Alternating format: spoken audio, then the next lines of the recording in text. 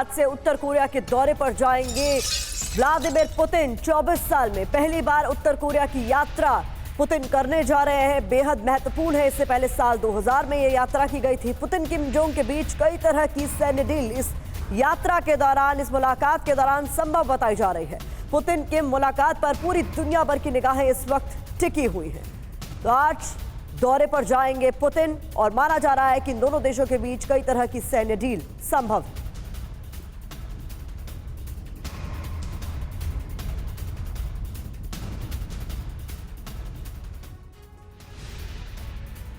तो देखिए, अपने आप में ये बहुत बड़ी खबर है जिस पर टीवी9 भारतवर्ष की नजर बनी हुई है। और ये मौका इंपॉर्टेंट इसलिए भी हो जाता है क्योंकि 24 साल के बाद पुतिन नॉर्थ कोरिया के दौरे पर हैं। 9 महीने बाद पुतिन किम जोंग की मुलाकात हो रही है। सितंबर 2023 में किम ने रूस का दौरा किया था और वो तस्वीरें भी हमने आपको दिखाई थी। उस दौरे से क्या निकला ये आपको पता है, लेकिन अब ये जो मुलाकात दोनों लीडर्स के बीच होने जा रही है, इसमें क्या हो सकता है? क्या परमाणु डील संभव है, मुमकिन है? गुप्त रूप से यूरेनियम थोरियम की सप्लाई पर बातचीत संभव है, ये जानकारी मिल रही है। नॉर्थ कोरिया को परमाणु रिएक्टर बनाने में सीक्रेट मदद भी संभव है। रूस एक कदम आगे बढ़ा सकता है। नॉर्थ कोरिया के अंतरिक्ष मिशन को रूसी मदद मुमकिन है। अब यह भी जान लीजिए कि दुनिया पर इसका असर क्या पड़ेगा। रूस उत्तर कोरिया का गठजोड़ नया वर्ल्ड ऑर्डर तैयार कर रहा है।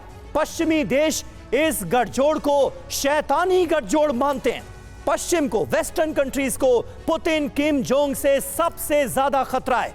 पुतिन और किम जोंग की परमाणु गैर जिम्मेदारी पश्चिम के लिए एक बड़ा सिरदर्द मानी जाती है। प्रतिमा, तो पुतिन किम की जो मुलाकात होगी उसके क्या मायने होंगे, इस पर खास बातचीत के लिए हमारे साथ बेहद खास मेहमान जुड़ चुके हैं। बता दें आपको, lieutenant general retired V K Chaturvedi sir को आप देख रहे हैं, एज डिफेंस एक्सपर्ट हमें ज्वाइन कर रहे हैं। महेश सचदेव सर पूर्व राजदूत है, हमारे साथ जुड़ चुके हैं। इसके अलावा navy captain Shyam Kumar defence expert के तौर पर हमारे साथ जुड़ चुके हैं और हमारे सहयोगी मनीष झा भी हमारे साथ जुड़ चुके हैं। और देखिए, अब आपको यह भी बताते हैं कि आज की मुलाकात के बाद रूस को उत्तर कोरिया से क्या मिल सकता है और उत्तर कोरिया को रूस से क्या हासिल हो सकता है। दोनों देश एक दूसरे से क्या उम्मीद कर रहे हैं, रूस को क्या मिलेगा, उत्तर कोरिया को क्या मिलेगा। यह देखिए, रूस की बात की जाए तो 122 mm और 152 mm की आर्टिलरी हासिल हो सकती है। उत्तर कोरिया को लॉन्ग रेंज बैलिस्टिक मिसाइल तकनीक मिल सकती है, टेक्नोलॉजी मिल सकती है नॉर्थ कोरिया से। इसके अलावा रूस को युद्धक टैंक, बीएमपी लैंडमाइन हासिल हो सकती है। वहीं सबमरीन प्रोजेक्ट के लिए स्टील हासिल हो सकता है उत्तर कोरिया से रशिया को।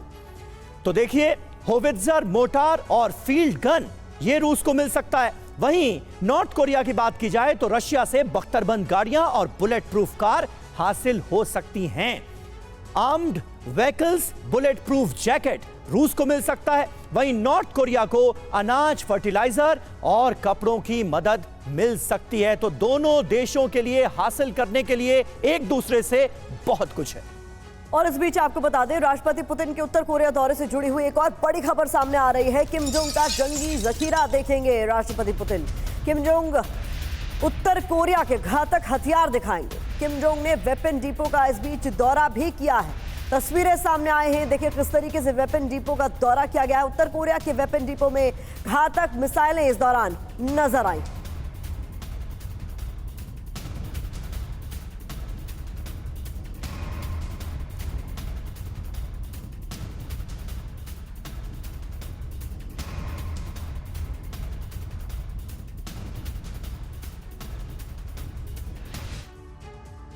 और हमारे साथ इस वक्त तमाम खास मेहमान मौजूद हैं, उनका हम रुख करें। सबसे पहले मेरे सहयोगी जो मनीष झा इस वक्त मौजूद हैं, जिनके जरिए तमाम अहम खबरें इस मुलाकात से जुड़ी हुई हम आप तक पहुंचा रहे हैं। मनीष, आपसे जानना चाहेंगे, वेस्टर्न वर्ल्ड में जबरदस्त खलबली मची हुई है पुतिन और किम की इस मुलाकात को लेकर, मीटिंग को लेकर, मीटिंग से क्या निकल सकता है उसे लेकर क्या आसार जताए जा रहे हैं, होने क्या वाला है इस मुलाकात में? जी हाँ, बिल्कुल। देखिए, भले ही पुतिन 20 साल बाद की उत्तर कोरिया जा रहे हों या 9 महीने के बाद पुतिन और किम जोंग उन एक बार फिर मिलने वाले हैं और पुतिन के साथ एक बड़ा डेलीगेशन होगा। बहुत सारे एग्रीमेंट तो होने ही हैं डिफेंस को लेकर और न्यूक्लियर सेफ्टी को लेकर। लेकिन इन सब से अलग मैं ये सोचता हूँ कि 3 दिन पहले G7 की मीटिंग में अमेरिका और यूक्रेन ने 10 साल का सिक्योरिटी एग्रीमेंट किया था। मुझे ताजुब नहीं होगा अगर रूस और नॉर्थ कोरिया भी इस तरह का सिक्योरिटी एग्रीमेंट कर रहे हैं, क्योंकि अगर आप देखें तो जैसे रूस के जो आर्मी चीफ है अगर वो उनके इंटरनल जनरल हैं, तो पुतिन के लिए बेलारूस, ईरान, नॉर्थ कोरिया ये उनके एक्सटर्नल जनरल की भूमिका में होते हैं। पुतिन आगे क्या प्लान करेंगे, अमेरिका पर कैसे दबाव डालेंगे, उसमें एक अहम भूमिका नॉर्थ कोरिया की होगी और वो साफ तौर पर आपको पुतिन के इस दौरे में दिखाई देगा। बड़ी बात आप कह रहे हैं। और देखिए इस बीच अब आपको कुछ तस्वीरें भी दिखा देते हैं और तस्वीरों के जरिए ये बताते हैं कि आखिर रूस और उत्तर कोरिया के रिश्ते कितने पुराने और कितने मजबूत हैं। यूक्रेन युद्ध में उलझे राष्ट्रपति पुतिन के लिए उत्तर कोरिया शुरुआत से ही काफी भरोसेमंद देश रहा है। इससे पहले पुतिन ने मार्च 2000 राष्ट्रपति बनने के कुछ ही महीनों बाद जुलाई 2000 में प्योंगयांग का दौरा किया था। उस वक्त उन्होंने किम जोंग के पिता और नॉर्थ कोरिया के शासक किम जोंग इल से मुलाकात की थी। इस मुलाकात से रूस और उत्तर कोरिया के रिश्तों को मजबूत बुनियाद उसकी पड़ी थी। जी हां, और अब इन रिश्तों को और ज्यादा मजबूत बनाने की कोशिश दोनों तरफ से नजर आ रही है। पुतिन किम के बीच हो सकता है एटमी समझौता, यह खबर भी सामने आ रही है। किम को एटमी हथियारों की लेटेस्ट तकनीक दे सकता है रशिया। दक्षिण कोरिया, जापान, अमेरिका तक इस खबर को लेकर टेंशन है। अब आपके लिए जानना जरूरी है कि किसके पास कितने परमाणु हथियार हैं। जो मौजूदा दौर है, हम इस साल और पिछले साल की जो जानकारी वो आपके साथ साझा करें। देखिए रूस की बात करें तो पिछले साल 4489 परमाणु हथियार थे और अब की बात करें तो 4380 हथियार हैं रूस के पास मौजूदा दौर में। अमेरिका की बात कर लेते हैं तो 2023 में 3708 परमाणु हथियार थे और अभी भी उतने ही हथियार। जी हां, तो किसके पास कितने परमाणु हथियार, पूरा जो आंकड़ा है वो हम आपको दिखा रहे हैं, पूरी डिटेल। चीन की बात की जाए तो 2023 में 410 थे, 2024 में यानी मौजूदा साल में इनकी संख्या बढ़कर 500 तक पहुंच गई है। नॉर्थ कोरिया के पास 2023 में 50 और संख्या में कोई बदलाव किसी तरह का नहीं हुआ है, यानी परमाणु हथियारों से पूरी तरह से लैस हैं ये तमाम मुल्क। और आज जब ये दोनों नेता मिलेंगे तो दुनिया भर की निगाहें इस मुलाकात पर होगी। और क्यों कहा जा रहा है कि किम और पुतिन की ये जो दोस्ती है अमेरिका में टेंशन पैदा कर रही है, कुछ जानकारी जल्दी से आपके सामने रख देते हैं। देखिए कई बार अमेरिका को परमाणु हमले की धमकी दी जा चुकी है, ऐसे में लगातार इस पूरे मामले में तनाव बना रहता है। दोनों के पास 4500 से ज्यादा परमाणु हथियार भी है समीर। जी हां, और किम पुतिन की ये दोस्ती, ये मुलाकात इस बार क्या गुल खिलाएगी, इस पर सबकी नजरें हैं। कई बैलिस्टिक मिसाइलों की रेंज 10,000 किलोमीटर से ज्यादा की है। हवासोंग 17 की रेंज 15,000 किलोमीटर तक है और हवासोंग 18 की रेंज भी 15,000 किलोमीटर थी। यानी तमाम ऐसे हथियार जो कि खतरनाक साबित हो सकते हैं वेस्टर्न वर्ल्ड के लिए, वो मौजूद हैं। प्योंगयांग से न्यूयॉर्क की दूरी आप देखिए लगभग 11,000 किलोमीटर की ही है और रेंज 15,000 किलोमीटर की। यानी अगर पुतिन और जोंग चाहें तो अमेरिका को बड़ा नुकसान पहुंचाना। अब आपके सामने कुछ और जानकारी हम रख रहे हैं। 6 जून 2024 व्लादिमीर पुतिन जो राष्ट्रपति रूस के, उनकी तरफ से कहा गया संप्रभुता को खतरा हो तो हर विकल्प के लिए तैयार हैं। ये साफ तौर पर एक तरीके से खुली चुनौती है। किम जोंग की बात करें तो दिसंबर 2023 में कहा गया किसी ने उकसाया तो परमाणु हमले से संकोच नहीं होगा। चतुर्वेदी सर, जो मौजूदा दौर है इसमें सबसे महत्वपूर्ण यहाँ पर रशिया के लिए इस वक्त अगर कुछ है तो वो है कि अपने लिए भरोसेमंद साथी आप तलाशें, क्योंकि सैंक्शन से जिस तरीके से रूस प्रभावित है, रूस दुखी है, उसी तरीके से उत्तर कोरिया भी। बिल्कुल सही कहा प्रतिमा आपने। ये दोनों देश ऐसे हैं जिनके ऊपर बहुत से सैंक्शन विश्व ने लगाए हैं, प्राइमरली वेस्टर्न कंट्रीज ने। और ये दोनों ही अगर आज देखें न्यूक्लियर स्टेट हैं। पुतिन के ऊपर इंटरनेशनल क्रिमिनल कोर्ट ने उनको वॉर क्राइम्स के लिए दोषी ठहराया है। तो इस तरह की चीज़ें हैं, इनको एक दूसरे से मिलना। पुतिन आज अपने दोस्तों को तलाश रहे हैं, इसलिए वहीं जा सकते हैं जहां उनके दोस्त हों, और नॉर्थ कोरिया एक ऐसी देश है। इसके अलावा मैं समझता हूं सुरक्षा की दृष्टि से ये बहुत महत्वपूर्ण है, क्योंकि आज के दिन पुतिन एक इस तरह का सुरक्षा संगठन गठन करना चाहते हैं जो कि वेस्टर्न कंट्रीज़ के लिए, नेटो के लिए थोड़ा सा किसी तरह से एक अच्छी तरह से प्रभावी हो। और वो सब चीज़ें देखने की तरह से देखा जाए तो एक बहुत महत्वपूर्ण वो है। ये केवल फ्रेंडली विजिट नहीं है। आप डेलीगेशन देखिए, इसमें डिफेंस के जा रहे हैं, इसमें फॉरेन मिनिस्टर जा रहे हैं, स्पेस के एक्सपर्ट्स जा रहे हैं, तो ये सब चीज़ें, एनर्जी के एक्सपर्ट्स जा रहे हैं, तो ये सब चीज़ें देखिए तो बहुत कुछ इस विजिट में होगा जो कि शायद विश्व को मालूम पड़े ना पड़े, क्योंकि परमाणु से रिलेटेड जितने भी चीज़ें हैं मैं समझता हूँ वो कुछ शायद हमारे को मालूम नहीं पड़ेंगी। बहुत ही कॉन्फिडेंशियल तौर पे वो सब चीज़ें आपस में बातें होंगी और आपस में हस्ताक्षर भी अगर होते हैं तो वो बहुत कॉन्फिडेंशियल रखे जाएंगे। बिल्कुल। और कैप्टन श्याम, आपका क्या अंदेशा है इस मुलाकात में क्या हो सकता है, क्योंकि ये मुलाकात ऐसे वक्त में हो रही है जब दुनिया के दो हिस्सों में भीषण जंग चल रही है, इजराइल और हमास के बीच, जिसमें ईरान के इन्वॉल्वमेंट की बात की जाती है, और दूसरा रूस यूक्रेन जंग तो चल ही रही है जिसमें रूस खुद इन्वॉल्व है, और ईरान को भी अगर इस गठजोड़ का हिस्सा माना जाए तो इसका एक बड़ा प्रभाव आने वाले वक्त में पड़ सकता है क्या, जब नॉर्थ कोरिया, रशिया, ईरान एक साथ एक प्लेटफॉर्म पर नजर आए। ये तिकड़ी आने वाले वक्त में क्या गुल खिला सकती है? समीर, वैश्विक स्तर पर देखा जाए तो पूरी जो विश्व में जहां भी ये फ्लैश पॉइंट्स हैं उन सब जगह पे एक नया वर्ल्ड ऑर्डर दिखने को मिल रहा है।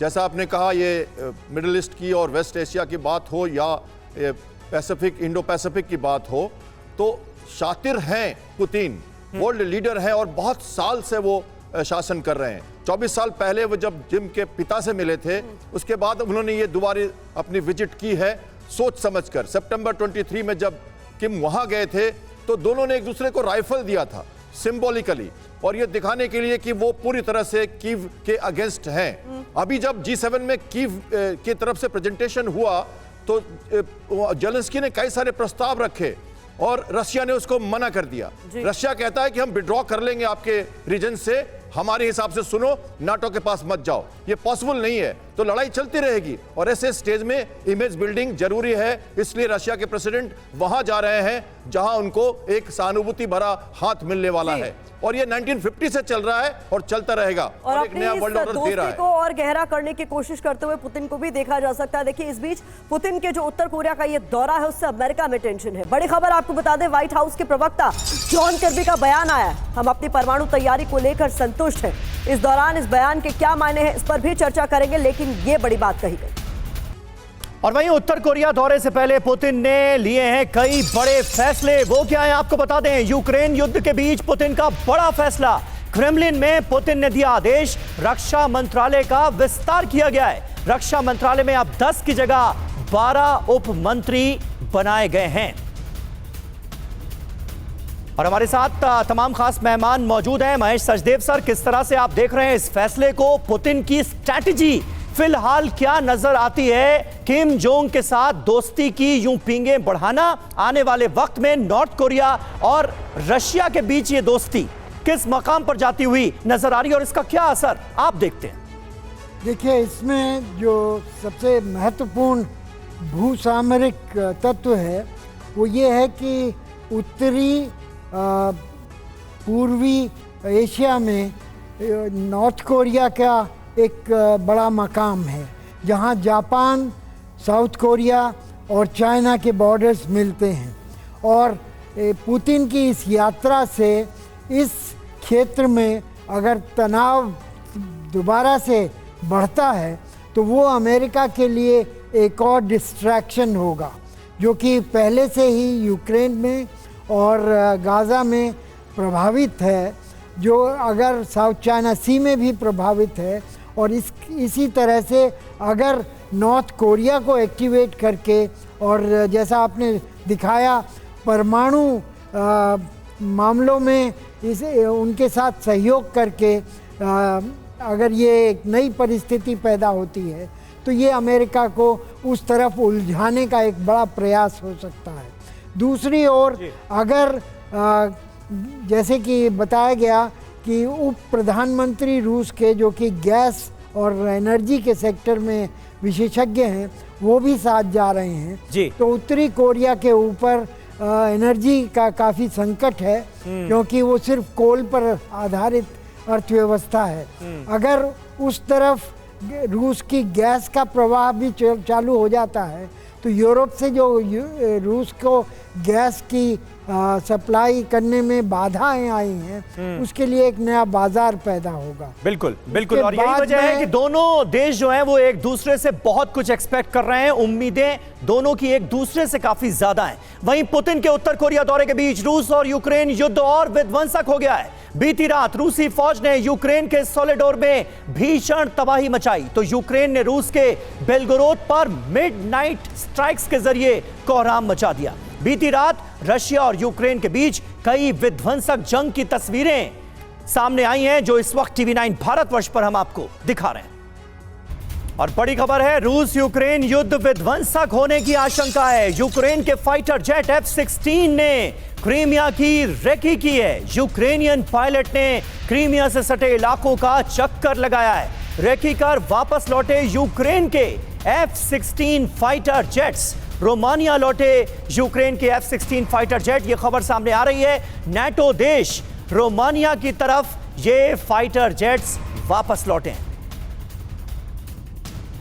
तो रूस यूक्रेन जंग की एक एक डिटेल आपके सामने हम रखी, लेकिन एक बार फिर से मैं लौटना चाहूंगी पुतिन के दौरे की तरफ मनीष। और बड़ा महत्वपूर्ण सवाल है कि ये दोस्ती एक दूसरे के लिए कितनी अहम है। इसकी एक एग्जाम्पल इस साल की शुरुआत में भी देखा गया, जब जो यूएनएससी में एक प्रस्ताव लाया गया था जिस पर रूस ने वीटो कर दिया। और वो प्रस्ताव ये था कि जिस तरीके के सैंक्शंस लगाए गए हैं उसकी निगरानी करने वाले पैनल का विस्तार होना था, जो नॉर्थ कोरिया पे सैंक्शंस की निगरानी करने वाला पैनल है, लेकिन उसको रूस ने वीटो कर दिया।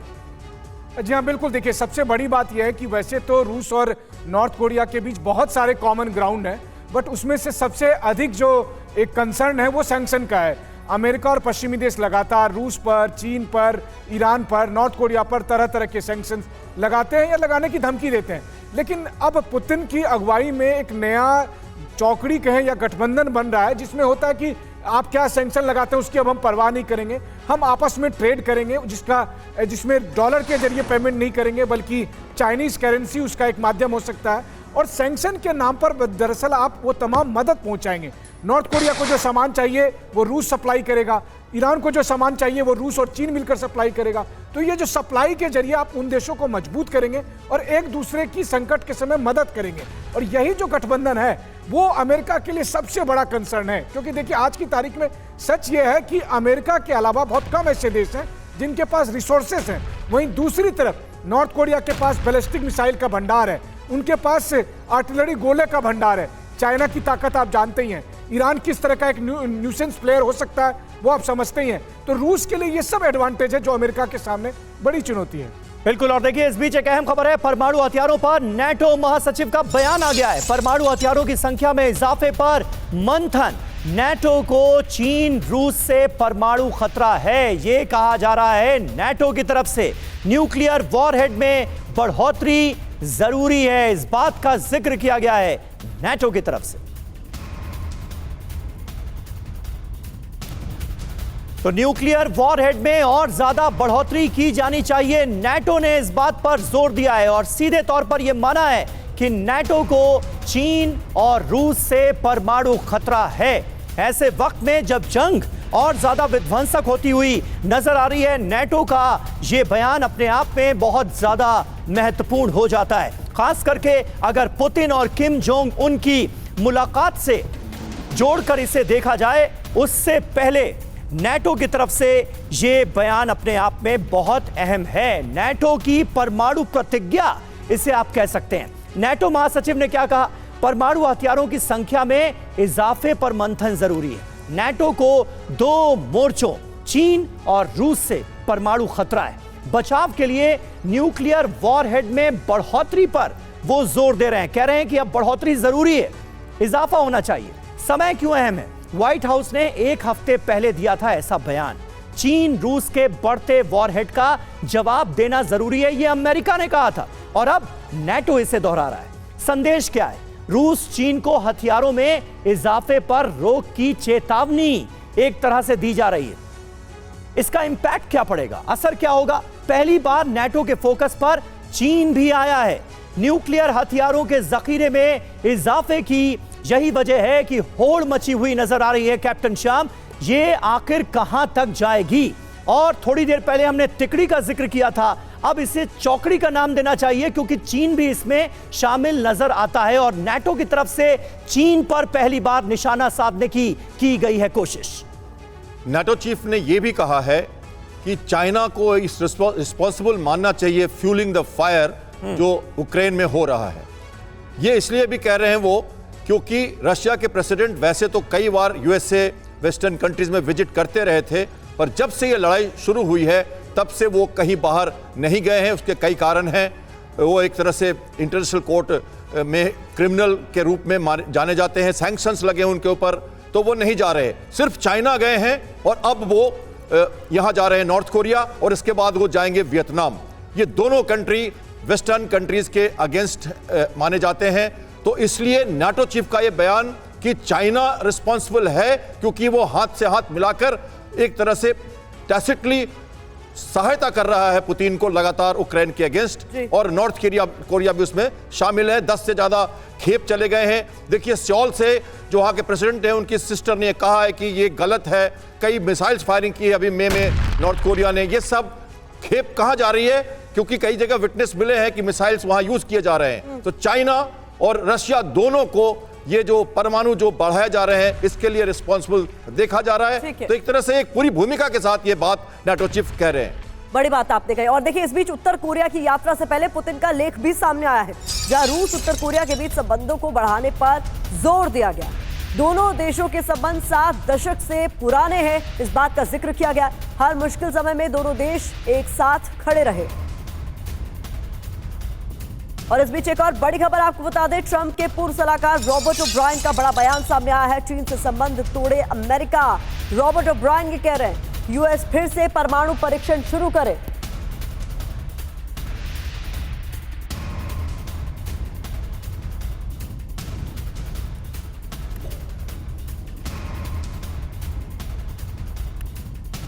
तो देखिए ट्रंप के पूर्व सलाहकार की डिमांड क्या है, वो क्या मांग कर रहे हैं, ये आपको बताते हैं। चीन के साथ सभी आर्थिक संबंध तोड़ने चाहिए, ये कहा गया है। अमेरिकी मरीन कमांडो की एशिया में तैनाती हो, परमाणु हथियारों का परीक्षण फिर से शुरू कर दिया जाए, अमेरिका अपनी अर्थव्यवस्था चीन से अलग करे, ये उनकी तरफ से कहा गया। इसके अलावा क्या कुछ कहा गया बता दें आपको। इंडोनेशिया, फिलीपींस, वियतनाम को मदद हो, इस बात का जिक्र किया गया। ताइवान को दी जा रही सैन्य मदद को बढ़ाया जाए।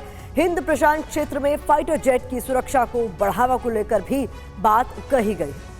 तो देखिए किस तरीके से चतुर्वेदी सर यहाँ पर ट्रंप के पूर्व सलाहकार जो बात कह रहे हैं उसको किस तरीके से देखा जाना चाहिए। प्रतिमा, ये पूर्व सलाहकार के जो विचार हैं वो बहुत प्रशंसनीय हैं, लेकिन मैं समझता हूँ कि ये अचीवेबल नहीं है। अगर कोई सोचता है कि चीन के साथ ट्रेड बंद कर देगा, चीन के ऊपर सैंक्शन लगा देगा और वो सब इफेक्टिव प्रभावशाली होंगे, ये बिल्कुल दिल को खुश करने वाली बातें हैं। लेकिन सैंक्शंस आज के दिन में, क्योंकि कुछ ना कुछ इतना ग्लोबलाइजेशन हो गया है, इंटरडिपेंडेंसी हो गई है कि सैंक्शंस का कोई प्रभाव नहीं पड़ रहा। आपने रशिया के केस में देखा है कि कोई खास प्रभाव नहीं पड़ा।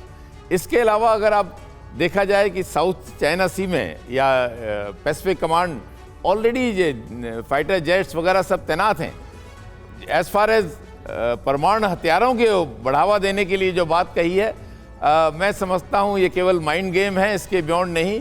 परमाणु हथियार अगर हजारों में हैं तो ये नहीं है कि ये 1000 कभी यूज़ किए जाएंगे। परमाणु हथियार 10, 12, 15, 20 इससे ज़्यादा कभी नहीं यूज़ करेंगे। इससे ज़्यादा ज़रूरत भी नहीं पड़ेगी। उसके पहले ही विध्वंस इतना हो चुका होगा कि आपको खुद समझ में आ जाएगा कि मैंने गलती की जी। और केवल एक देश में समझता हूँ ऐसा है जो कि गैर जिम्मेदाराना हरकत कर सकता है और वो है नॉर्थ कोरिया, क्योंकि वहाँ का जो शासक है वो अनप्रेडिक्टेबल है। बिल्कुल। और इसलिए मैं समझता हूँ इसके अलावा और कोई विश्व में ऐसा देश नहीं है जो शासक हैं कि परमाणु हथियारों का प्रयोग करेंगे। बिल्कुल, ये अपने आप में बहुत महत्वपूर्ण बात है। ये जो गैर जिम्मेदाराना रवैया जिसका आप जिक्र कर रहे हैं चतुर्वेदी जी, यही अपने आप में सचदेव सर सबसे बड़ी चिंता का सबब भी है दुनिया के लिए कि एक ऐसे गैर जिम्मेदार नेता से व्लादिमीर पुतिन की दोस्ती बढ़ रही है। रूस और नॉर्थ कोरिया जैसे तानाशाह मुल्क की दोस्ती परवान चढ़ रही है। इसका अंजाम क्या हो सकता है? इसके कई अंजाम हो सकते हैं। पहली बात तो जैसा मैंने कहा कि उत्तरी पूर्वी एशिया में, जो कि एक भूसामरिक मैदान है, जी। वहाँ जहाँ जापान और साउथ कोरिया की डिफेंस ट्रीटीज़ हैं यूनाइटेड स्टेट्स के साथ, उसके ऊपर असर पड़ सकता है। अमेरिका के लिए एक नया डाइवर्शन पैदा किया जा सकता है। अमेरिका को वहाँ पर तैनाती बढ़ानी पड़ सकती है, जिसका कि असर यूक्रेन पर अमेरिका की सप्लाईज के ऊपर पड़ सकता है। दूसरी ओर अगर ट्रंप फिर से वापस आते हैं तो इसका ट्रंप ने, आपको याद होगा, अपने शासनकाल में 3 बार किम जोंग उन से मुलाकात की थी और उनको परमाणु शस्त्रों को निषेध करने के लिए बनाने की कोशिश की थी, जो असफल रही थी। और इसी को आगे बढ़ाया जा सकता है, तो नरम और गरम दोनों तरह की राजनीति चलने की संभावना है। तीसरी तरफ ये है कि नाटो का एक्सपेंशन यूक्रेन तक ही नहीं बल्कि एशिया तक हो सकता है जी। क्योंकि अगर रूस को घेरना है, कंटेनमेंट करना है, तो उनको दूसरी ओर भी आना होगा जी। और इस तरह इसके लिए ऑकस और दूसरे जो गुट बनाए जा रहे हैं उनका इस्तेमाल और ज़्यादा ज़ोर से हो सकता है। इंडो पैसिफिक स्ट्रैटेजी या पिवोट एशिया की जो अमेरिका की रणनीति है उसके ऊपर ज़्यादा कारगर तरीके से अमल करना होगा। ठीक है। इन सब की वजह से एक डाइवर्शन अमेरिका के लिए पैदा होगा। ठीक है सर। और ये पुतिन की यात्रा का एक लंबी अवधि का मंतव्य हो सकता है। ठीक है, बड़ी बात आप कह रहे हैं। और देखिए, इस बीच पुतिन के दौरे की हम चर्चा कर रहे हैं। पुतिन के दौरे से पहले ही उत्तर कोरिया की हिमाकत को लेकर बड़ी खबर आ रही है। उत्तर कोरिया के जवानों ने अपनी सीमा पार की। बफर जोन में घुसे उत्तर कोरिया के सैनिक, दक्षिण कोरिया ने फायरिंग से चेतावनी दी है। तो ये बड़ी खबर सामने आ रही है, जहां पर उत्तर कोरिया के जवानों ने बफर जोन पार किया।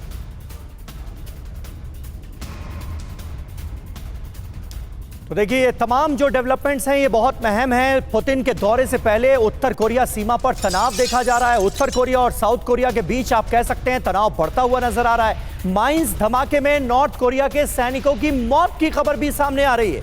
बफर जोन में घुसे नॉर्थ कोरिया के सैनिकों की मौत हुई है। सीमा पर बारूदी जाल बिछा रहे थे जवान और मारे गए।